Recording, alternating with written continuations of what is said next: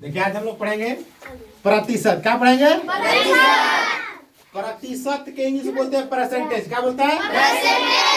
Percentage. ठीक है, जिसमें आज हम लोग जानेंगे कि प्रतिशत यानी किसी भी संख्या को प्रतिशत में कैसे कन्वर्ट करें। या मान लीजिए अगर कोई आपके पास संख्या है, क्या है? संख्या अगर 1 रुपया हो, 10 रुपया हो, 50 रुपया हो या 100 रुपये, ठीक है, कितना हो आपके पास पैसा हो, वो अपने आप में 100% में होता है। कितना होता है? 100%। वह जो अपने आप में 100% यानी कि मान लीजिए अगर 1 रुपया जो है वो अपने आप में 100% में होता है। कितना होता है? 100%। चाहे 1 हो, चाहे 10 हो, चाहे 100 हो, चाहे 1000 हो, वह अपने आप में हमेशा 100% में ही होगा।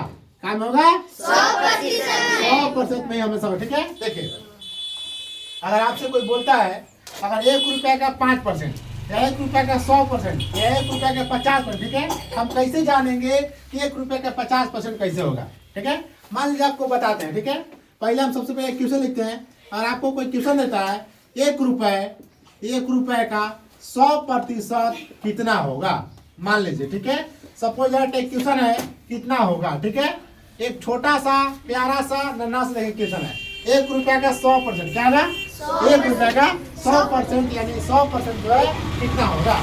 तो सबसे पहले देखिए किसी भी संख्या का किसी भी माने रुपया हो या संख्या, अगर हम 1 रुपया बोले चाहे 1 संख्या बोले कोई दिक्कत नहीं है। हम समझने के लिए अपने आसान भाषा बनाने के लिए हम 1 रुपया को पैसा में बदलिए। क्या बदलिए? पैसा में। तो मान लीजिए 1 रुपये का 100% कितना होगा। ठीक है, 1 रुपया का 100% जो है कितना होगा, प्रतिशत निकालने के लिए हम लोग 100 से भागाते हैं। क्या करते हैं? पैसा मान लीजिए सब। ठीक है, पैसा गुने प्रतिशत बटे 100 मान लीजिए। ठीक है, हम इसको बनाएंगे पैसा 1 रुपया है ना। अब प्रतिशत कितना है? 100। कितना है? 100। तो 100 से गुना कर दिए। अब हमने बोला कि 100 से क्या करना है? भाग। 100 से क्या देना है? भाग। जब भाग देना है 100 से तो क्या 100 से 100 कट जाएगा? एक बचेगा। यानी कि 1 रुपया का 100% 1 रुपया ही होगा। ठीक है, अब मान लीजिए कोई बोलता है कि 100 रुपया का कितना का? 100 का। अगला मान लीजिए क्वेश्चन है। ठीक है, 100 का मान लीजिए 100%।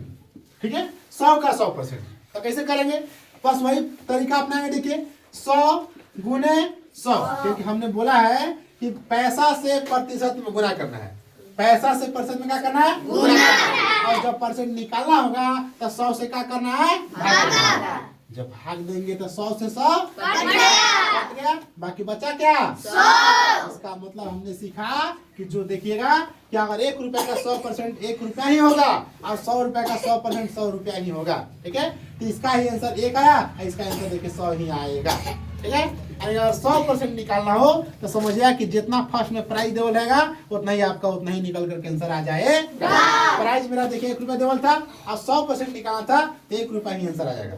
प्राइस देखिए 100 देवल था, ठीक है, दिया हुआ तो आंसर क्या आएगा? 100 आएगा। देखिए अगला मान लीजिए क्वेश्चन। ठीक है, देखिएगा अगर सपोज दैट मान लीजिए अगर आपसे बोल दिया कि इसको मिटा देते हैं थोड़ा सा।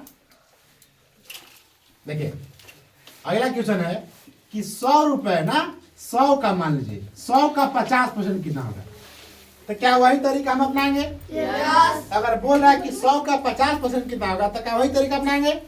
हम सबसे पहले क्या करेंगे कि 100 को कितना से गुना कराएंगे? 50 से। कितना गुना करेंगे? 50 से। भागा कितना देंगे? 100 से। कितना देंगे? 100 से। क्या 100 से 100 कट गया? इसका मतलब आया कितना? 50। देखिए इसका मतलब है कि 100 रुपए का यानी 100 का 50% 50 रुपए ही होगा।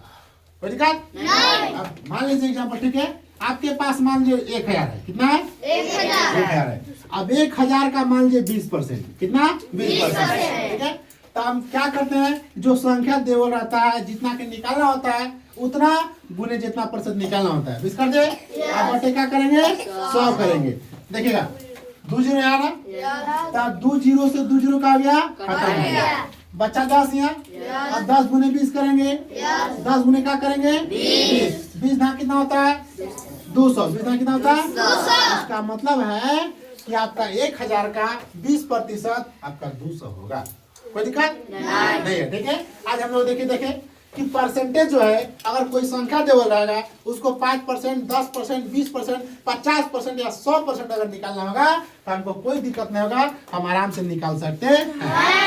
देखिएगा अभी आने वाले अगला क्लास, ठीक है, जब आप लोग देखिए 8 क्लास में जब जाइएगा तो आपको परसेंटेज राशियों की तुलना, ठीक है, आपको ऐसे से क्वेश्चन मिलेंगे। हम लोग अगले क्लास पढ़ेंगे, लेकिन तब तक के लिए क्या है कि अभी आप लोग ठीक है स्टॉप करो।